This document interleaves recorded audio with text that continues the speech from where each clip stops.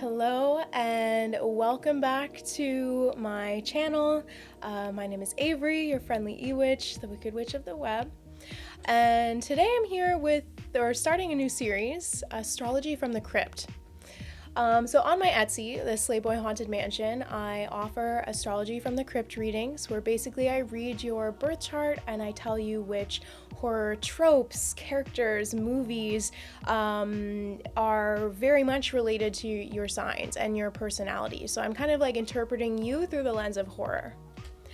And I kind of wanted to show a little bit of what that might be like. On Etsy, I give you like a full document. It's very in-depth.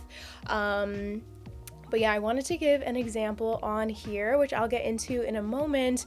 I also wanted to show I'm wearing another one of my fitness designs, my Final Girl training shirts here. This one's cool. The house, little silhouette in the background there. So yeah, I've created a fitness line, fitness designs around the Final Girl, where we're training to be strong, to survive, to make it till sunrise. We're not trying to shrink ourselves. We actually want to take up space and yeah, feel strong, feel confident, feel self-assured that we can get through any situation. And thank you to everyone who supported me so far. I've been working on these for quite a while, so it's very nice to kind of see them in the flesh and have them on my shop. The link will be down below, Slayboy Haunted Mansion. You can also get Astrology from the Crypt readings there. Yeah, my clothing designs. I also have some spooky Hello Kitty designs on there as well. And some more to come as well. Haunt Girl Walk designs and exercise. I like other workout gear like exercising, but exorcism, that kind of stuff. But yes, welcome to this video, which is Astrology from the Crypt, where basically I drag a birth chart into the basement and figure out which horror trope it would become. And tonight's victim or subject is our newest Scream Queen, Inde Navarrette. And this chart is very interesting, especially with the character that she plays in Obsession, which is the horror movie she starred in this year. I'm sure you know. Still in the theaters. It's getting close to 400 mil in box office. Crazy. It's amazing. Really good. Try and catch it in theaters if you can. But yeah, so Inde Navarrette. She was born on March 3rd, 2001 in Tucson, Arizona. Now, I could not find any public birth time, so I don't have like a rising sign for her or any exact house placements, but I could still find like the general planet placements for the day of her birth.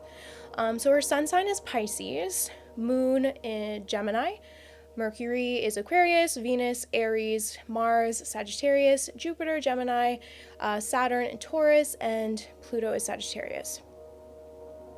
So I do have a little document I'm going to read through just because it's a lot to remember.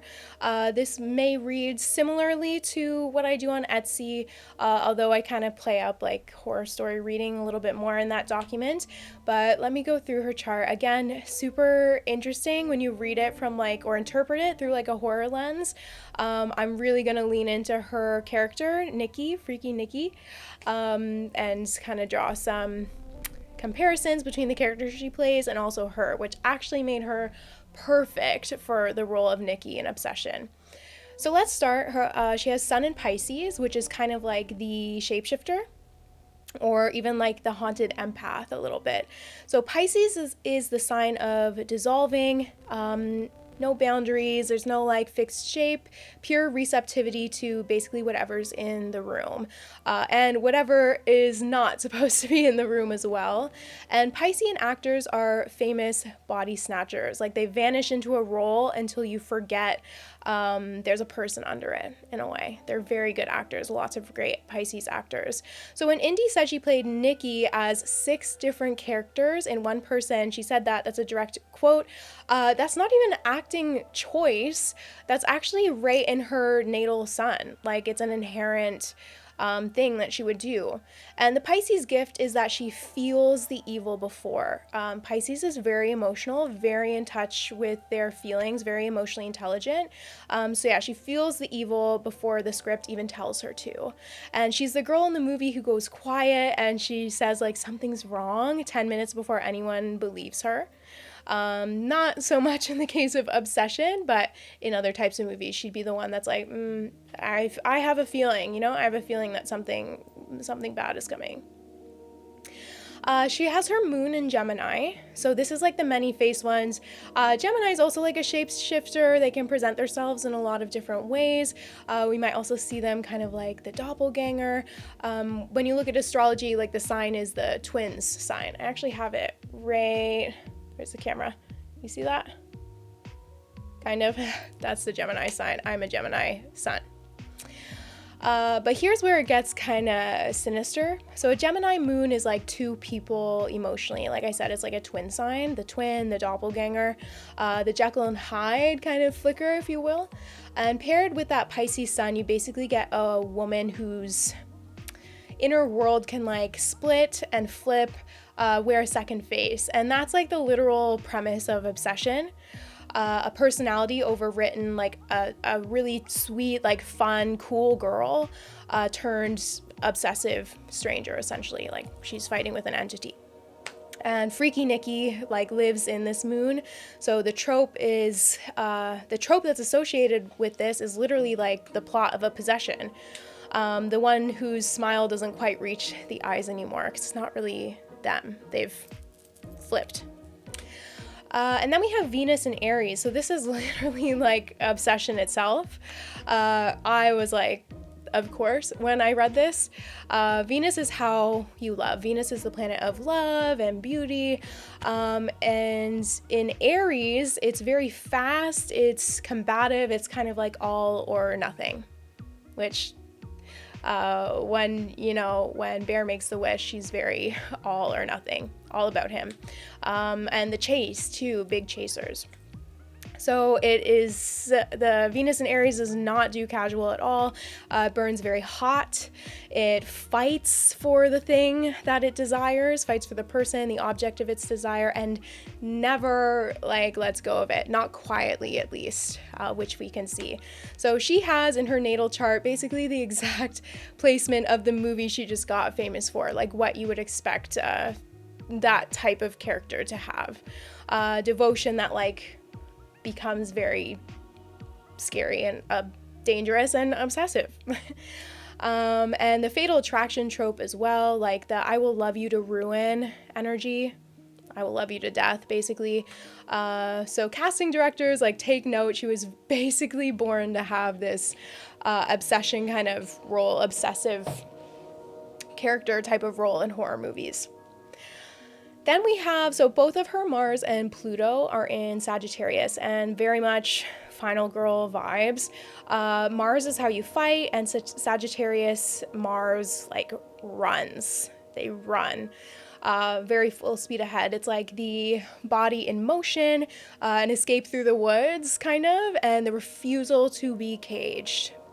Refusal to be trapped, cornered, and it's sitting right next to Pluto, which is like death and the underworld in astrology, transformation as well. So Mars meets Pluto is basically the survivor who goes, they don't like stray away from it, they go down into the dark and claw their way back up.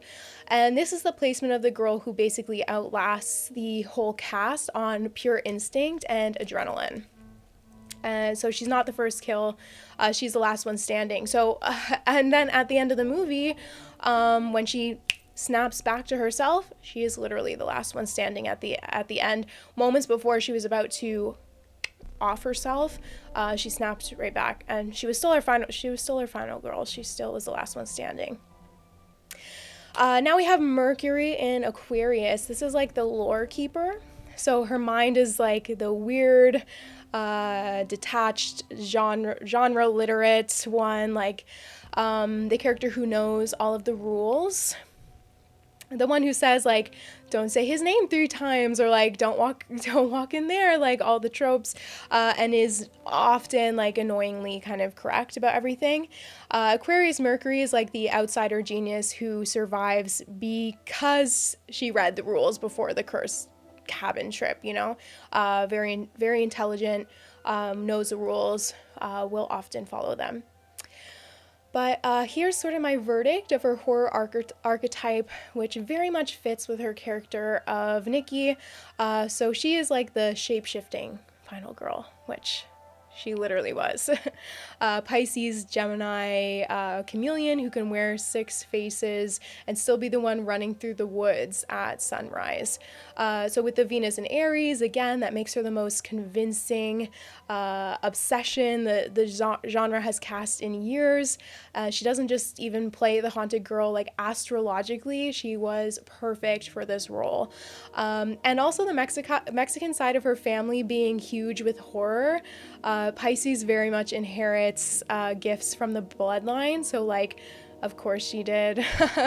Yeah, she amazing. It was very interesting. I know I very much leaned into how this can be related to the character she played in horror. That's kind of my whole thing though with these astrology from the crypt readings. But lots of crossover, lots of signs and like lots of placements in her chart that actually makes it make so much sense that she was so good at this role. Some of it was very inherent. She was able to interpret it in a very natural way to her. And I think that's pretty cool. So yeah, Inde Navarrette, Obsession.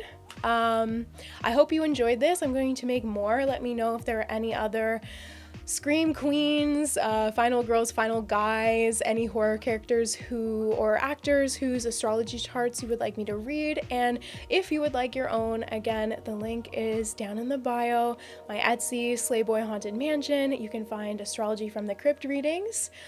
They are limited because they do take me quite a bit of time to both interpret your chart and then write out a huge document. They're like 5 or more pages often, so keep that in mind.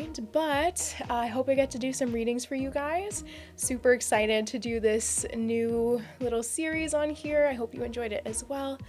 And stay spooky, everyone. I will see you next time.